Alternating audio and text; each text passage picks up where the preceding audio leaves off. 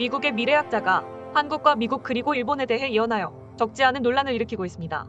특히 일본에서는 관련 사안에 대해서 당황하며 있을 수 없는 일이라고 전하고 있다는데요. 국내 네티즌들은 21세기 노스트라다무스라고 불리우는 조지 프리드먼이 전한 한국에 대한 예언을 공유했습니다. 조지 프리드먼은 미국 코넬 대학교의 정치학 박사이며 미국 군사정치 분야를 주로 분석하는 석학입니다. 미래 국가에 관한 100년 후와 같은 책을 집필했고 한국의 IMF 등을 정확하게 예측하기도 했습니다. 그는 동북아시아의 한중에 3국에 대한 국가 운명을 예측했는데요. 각 국가의 내용을 간단하게 살펴보기로 하고 그 가운데 그가 밝히는 한국과 미국을 엮어서 예측하는 미래와 일본이 당황하는 이유도 살펴보겠습니다. 조지 프리드먼은 중국에 관해서 미래가 없다고 매우 파격적인 예측을 했습니다. 그러나 이에 대해서 많은 이들은 중국은 미국과 패권 경쟁을 하는 경제, 군사 대국이기도 하며 바이러스로 인한 무너진 경제 회복을 가장 빨리 하는 국가로 성장세가 여전히 가파르다고 이야기하고 있는데요. 조지 프리드먼은 이에 관해 그러한 중국의 성장이 어느 정도 정체되기 시작한 다음이 문제라고 합니다. 중국은 반드시 정체기가 도래하며 그 가운데 가장 중요한 실업자를 구제할 방법이 없다는 것입니다. 이러한 예측은 놀랍게도 현재에도 중국에 그대로 일어나고 있는 것으로 확인되고 있습니다. 중국 당국도 가장 골치 아파하는 문제는 바로 농민공의 실업 문제가 점점 더 가속화되고 있다는 것입니다. 중국의 농민공 인구가 대략 3억 명가량으로 파악되며 이들은 지방에서 도시로 일하러 온 인력들입니다. 중국은 이들의 저렴한 임금으로 인해 전 세계의 공장으로 발돋움할 수 있었고 이들의 생존은 실제 매우 중요합니다. 그런데 농민공은 점점 설 자리를 잃고 있습니다. 올해는 바이러스로 인해서 많은 기업이 폐업한 것도 원인이지만 미중 패권으로 인해서 많은 기업들은 중국을 떠나려 하는 상황이며 중국 지방정부는 해외 자본의 투자가 매우 중요한데요. 한국의 삼성전자나 LG전자가 중국에 큰 공장을 짓고 인력을 고용해달라고 간곡히 부탁한 이유이기도 합니다. 국내에서는 이에 대해 부정적인 시각이 가득합니다만 중국에서 워낙 파격적인 대우를 해주며 시장도 크니 한국 대기업은 중국에 입점할 수밖에 없었던 것이죠. 그러나 삼성모바일은 중국에서 철수를 결정했습니다. 실제 삼성모바일 공장이 철수된 텐즈는 실업자가 급증했고 도시의 부동산 가격이 폭락하기도 했습니다. 앞으로 미래 사회는 점점 더 자동화가 가속화되어 인간이 설 수 있는 자리 자체가 급격하게 줄어들고 있는 추세입니다. 아이폰을 생산하는 폭스콘의 중국 라인은 자동화로 로봇이 인간의 40% 이상 대체하는 변화가 생겼습니다. 이로 인해서만 수십만 명의 실업자가 생겼는데 이러한 미래 산업은 중국 농민공 실업에 훨씬 가속화한다는 것입니다.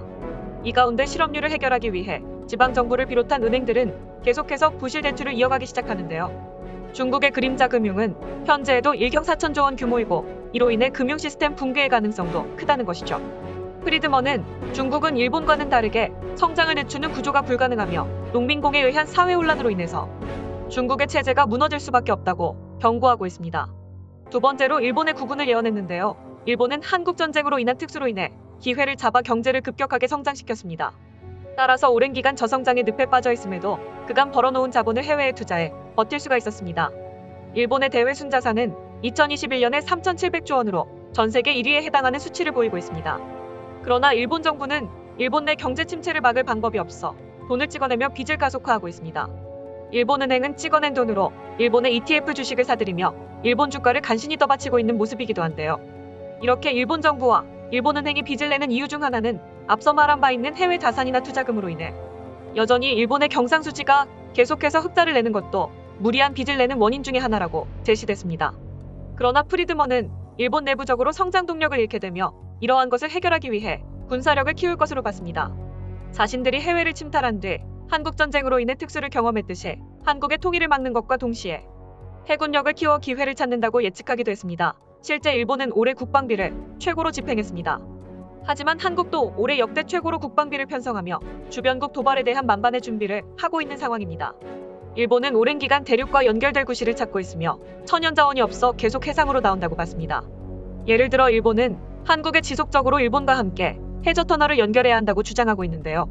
그러나 해저터널은 일본에만 이득이 크고 한국에는 거의 도움이 되지 않아 많은 이들이 반대하고 있습니다. 짐 로저스는 일본이 한국의 국가 통일을 가장 반대하는 국가라면서 일본의 방해를 이겨내야 한다고 말했습니다. 또한 일본은 20년 뒤의 젊은 층들이 지금 국가정부의 빚을 대신 갚기 위해 일해야 하며 사회는 혼란에 빠질 것이고 내가 만약 일본의 10대라면 당장 일본을 떠날 것이라고 경고했습니다. 세 번째로 한국의 구군을 예언했습니다. 조지 프리드먼은 한국의 위치가 최악이라며 이 같은 설명을 더했습니다. 국제무대에서 깡패처럼 외교하는 중국과 속이 좁은 일본 그리고 러시아가 둘러싸인 시한폭탄이라고 말이죠. 하지만 앞서 논의된 대로 중국의 성장세가 멈추게 되면 이는 곧 중국이 북한을 지원할 수 없게 된다는 것이고, 그로 인해서 한국과 북한이 20-30년 내로 통일될 것으로 예측했습니다. 그때쯤이면 한국 통일을 반대한 나라가 없고, 한국은 북한의 자원과 값싼 노동력 등을 한국의 기술과 자본이 결합해 상상할 수 없는 시너지 효과를 낼 수 있다고 말합니다. 그런데 여기서 일본이 한 가지 거슬려 하는 대목이 있는데, 바로 한국과 미국이 강력한 동맹이 된다는 점입니다. 일본은 지금도 자신들이 미국과 최우방 국가라 주장하며 극우 세력은 미국은 공산화되는 한국을 경계한다고 합니다. 그러나 미국은 한국과 함께 북한의 투자 기회를 물색하고 미국의 경제 성장의 주요한 통로로 활용하는 동시에 중국이나 러시아 국경을 맞닿게 되므로 한국의 가장 강력한 군사 동맹 라인을 구축하게 된다는 것입니다.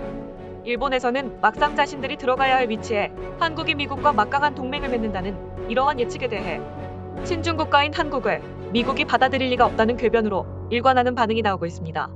실제 일본 외교부는 한국을 G7에 못 들어오게 하려고 하면서 똑같은 친중 국가라는 논리를 미국에 전달했습니다. 그러나 이 중에 현재에도 실제로 일어나고 있는 부분은 미국의 주요 기업이 한국과 손잡길 원하는 모습이 나타나는 것입니다. 이미 경제계에서는 미국은 한국을 가장 강력한 동맹으로 보고 있다는 상황이 펼쳐지고 있다는데요. 현재 전 세계 증권 시장에서 가장 뜨겁게 불타오르는 국가는 한국과 미국으로 얘기되고 있습니다. 유동성만으로는 설명할 수가 없다며 유럽은 돈을 풀었다고 증시가 좋은 것은 아닙니다. 한국과 미국이 그럴 만한 이유가 있다는 것인데요. 미국은 미래를 선도하는 기업이 대거 포함되어 있고, 한국은 그러한 기술을 구현할 제조업을 가졌다는 것입니다. 그러한 미래 성장의 가능성과 유동성이 맞물려 한미 증시가 동시에 화랑이라는 의견이 제기됩니다. 애플카와 관련된 전기차 이슈만 해도 한국에서는 협력업체로 LG전자가 떠오르기도 했고, 최근엔 현대차가 거론됩니다. 엔비디아나 인텔은 삼성전자 등에서 물량을 생산하기 위해서 다급하게 움직이고 있습니다. 일본 한 온라인 매체에서는 애플이 현대차와 접촉하여 전기차 생산 가능성을 협의하고 있다는 뉴스를 다뤘는데, 일본 대중들은 이러한 사실에 대해서 한국은 믿을 수 없는 국가인데 미국이 실수하고 있다고 말합니다. 하지만 불과 10년 전만 해도 한국의 주요 대기업들이 미국의 최고 기업들과 파트너가 되어 일할 것이라고, 일본은 물론 한국에서조차 아무도 예상하지 못했지만 바이러스 사태 이후 한국이 급격히 떠오르는 것입니다. 이에 관해 비슷한 이야기를 전개해온 세계 3대 투자가라는 짐 로저스는 한국은 향후 20년 내에 가장 흥미로운 국가가 될 것으로 예측하기도 했습니다. 물론 이러한 전문가들의 예측은 대부분 한반도가 평화적인 통일이 와야 가능하다는 것입니다. 많은 이들은 북한과 평화적인 통일은 너무 많은 요소로 인해서 부정적이라고 평가하고 있는데요.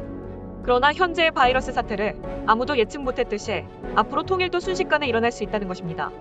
또한 현 시점 경제 부분에서는 이미 한국이 두각을 드러내며 기대를 갖게 하고 있습니다. 이와 같이 현재 미래를 예측하는 각 분야의 전문가들은 대한민국의 미래를 긍정적으로 해석하는 모습입니다. 이상 단군 뉴스였습니다. 오늘도 영상 시청해주셔서 감사드립니다.